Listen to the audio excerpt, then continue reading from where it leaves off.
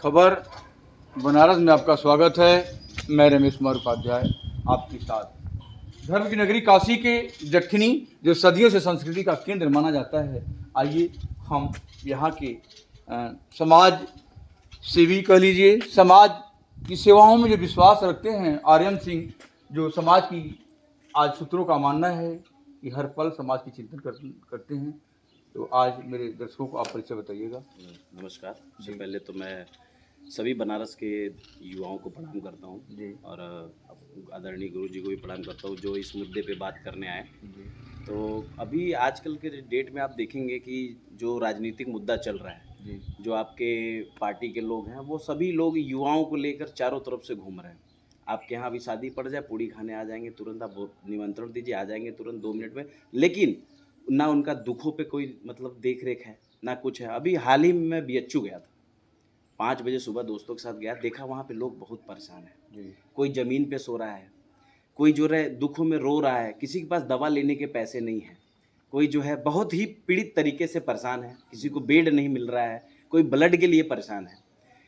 कभी मैंने किसी नेता को नहीं देखा कि जो सुबह वहाँ जाए, 2-3 रुपए का चाय ले जाए और उनको पिलाए और उनके दुख को बांटे, उनसे बात करे या उस पे कोई कार्य करे। जो एक मुद्दा है, जो समाज सेवा, रियल में समाज सेवा है।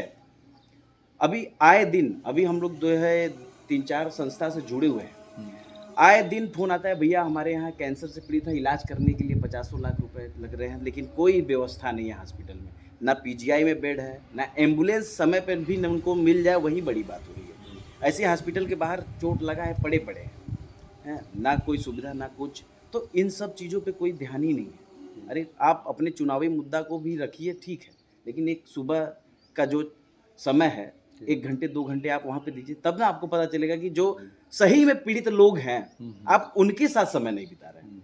आप समय बिता रहे हैं सिर्फ अपने उन नागरिकों के साथ जहाँ पे आपका राजनीति मुद्दा है, जहाँ आप वोट बैंक को बैलेंस करना चाहते हैं। इस कड़कती धूप में जो है, इस समय युवा जो है एकदम आपके साथ पीछे पीछे लगे हुए हैं। आप समझदार हैं, आप उन्हीं जो आपके साथ है उनसे पूछिए क्या तकलीफ है। वो खुद जो है आपके साथ लगे हैं, वो भी 2 पैसे जो है, ये सब चीज़ें जो है बहुत ही दुखदाई है युवाओं के लिए। और अगर भविष्य में सही में आपको समाज सेवा करना है तो आप पीड़ित और दुखी लोगों से मिलिए। आप हमारे यहाँ क्षेत्र में देख लीजिए, ग्राम सभा जखनी में एक ब्लॉक है, डिग्री कॉलेज है और कन्या विद्यालय है, इंटर कॉलेज है, लेकिन आप वहाँ की व्यवस्थाएं देखिए। हॉस्पिटल पे आप चले जाइए, आपको आधे से ज़्यादा दवा जो है प्राइवेट लिखी मिलेंगी। जो गरीब और पीड़ित हैं वो कहाँ से लेंगे? अगर हॉस्पिटल जो है बहुत सारे जगह पे है, अगर तो आप सुविधा भी उस तरह का होना चाहिए वहाँ पे। अभी हमारे यहाँ आप चले जाएंगे, एक्सरे अगर आप बोल देंगे कि हमें फुल बॉडी का एक्सरे करवाना है, तो वो बोलेंगे कि भैया हमारे यहाँ नहीं होता है, हमारे यहाँ ये सुविधा ही नहीं है। आपका पैर टूटा है, आपको प्लास्टर करवाना है, आप उनसे बोल देंगे कि हमको जो है प्लास्टर करवाना है, बोलेंगे आप जाइए बाहर से ले आइए। समाज की सेवा में आप तल्लीन है, काफी चर्चा का विषय बना है। आगामी सरकार और शासन से क्या अपेक्षाएं करते हैं आप? आगामी सरकार से मैं यही अपेक्षा करता हूँ कि आप युवाओं के लिए कुछ सोचिए, क्योंकि युवा ही देश की भविष्य है। अभी आप जो 10वीं और 12वीं के बच्चों को देखेंगे, घर पे गार्जियन है, जो मिडिल क्लास के फैमिली है, वो 2 वक्त की रोटी कमाए या बच्चों के पीछे पीछे लगे, ठीक है। अब बच्चे जा रहे हैं वहाँ पे कॉलेज में, अब वही पढ़ाई चल रही है, कुछ उनके लिए ऐसी व्यवस्थाएं हो 3-4 घंटे वो अपने जीवन, अपने भविष्य के लिए कुछ ऐसा करें जिससे उनके अंदर हुनर आए और वो जब योग्य हो तो वो उस काबिलियत को अपने पा सके, कुछ कर सके। ऐसा नहीं कि अब कुछ पढ़ाएंगे, जैसे अभी हम ही लोग हैं, आज उम्र 30 साल की हो गई, ठीक है, ग्रेजुएशन करके पोस्ट ग्रेजुएशन कर लिया, हम लोगों ने आर्मी की भर्ती देखी, उसके बाद फिर जब कुछ कम उम्र हुआ, 10 साल से मोदी जी आए, उस बीच में कोई वैकेंसी हमारे लायक आई नहीं और हमने वो शिक्षा, ऐसा कोई डिप्लोमा और कोई इंजीनियरिंग किया नहीं, तो जिससे हमारी उम्र खत्म हो गई। अब हम कुछ नहीं कर सकते, अब हम या तो कोई नौकरी करें, अपना बिजनेस करें या कुछ भी करें।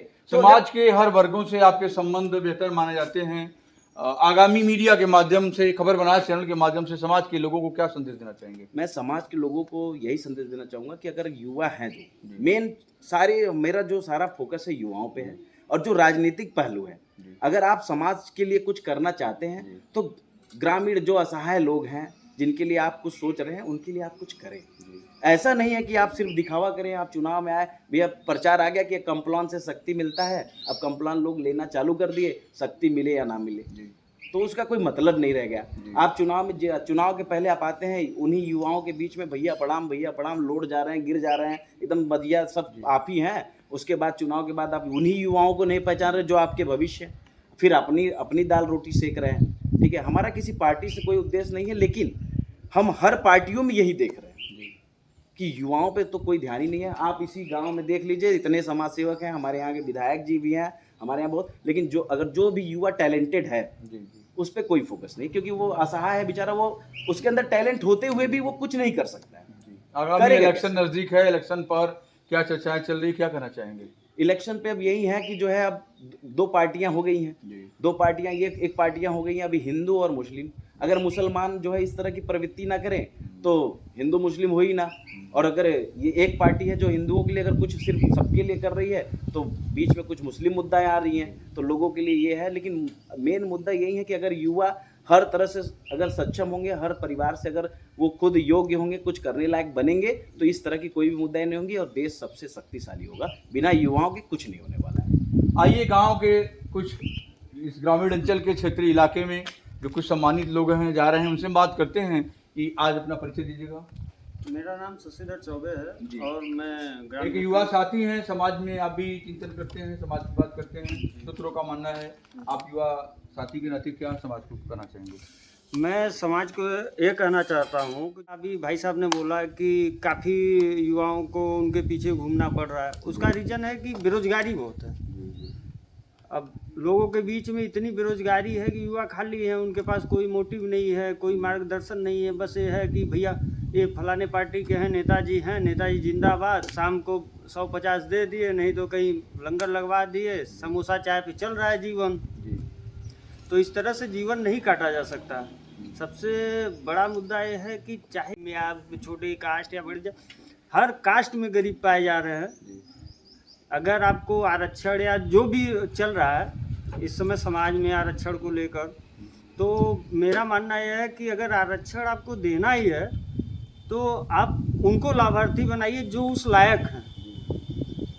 जाति विशेष, वर्ग विशेष कर रहे हैं, जाति विशेष, उनके यहाँ 4-4 फॉर्च्यूनर खड़ी हैं, वो लोग रईसों में गिने जाते हैं, अब उनको आप आरक्षण दे रहे हैं। तो इससे क्या होता है ना, और दो चीज़ों पे तो आरक्षण एकदम खत्म होना चाहिए, चाहे वो किसी भी रूप में हो, चाहे कोई भी पार्टी हो। मेरा अनुरोध है, एक युवा साथी होने के नाते सरकारों से क्या आपकी अपेक्षाएं हैं? मेरी अपेक्षा बस एक है सर कि जो भी आरक्षण का मुद्दा चल रहा है तो दो जगह तो एकदम आरक्षण खत्म होना चाहिए, एक शिक्षा, एक स्वास्थ्य, क्योंकि ये दोनों जीवन के दो पहलू हैं जिससे कि जीवन संवारा भी जा सकता है, जीवन जीने का तरीका अपनाया जा सकता है, जिससे समाज के लोग मार्गदर्शित होते हैं और उनको समाज में आगे बढ़ने का। आदमी शिक्षित नहीं है, कोई कुछ बोल रहा है, हाँ उसी पे चल रहा है जी।